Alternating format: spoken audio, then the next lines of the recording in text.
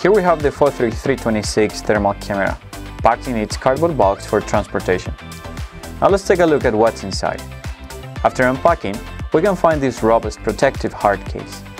Once we open the hard case, we'll find a documentation pouch, a black soft bag, and a red accessory bag.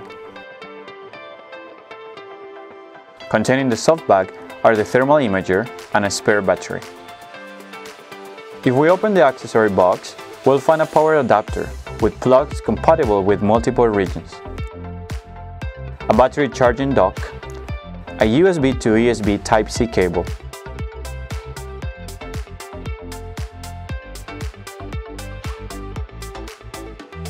an HDMI to micro HDMI cable,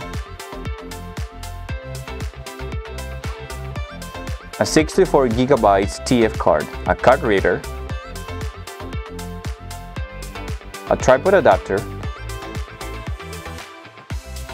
and a shoulder strap for the soft bag.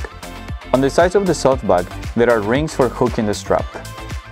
Inside the documentation bag, there are a packing list, several certificates, and a quick start manual. Now, let us turn on the thermal camera and start our first inspection.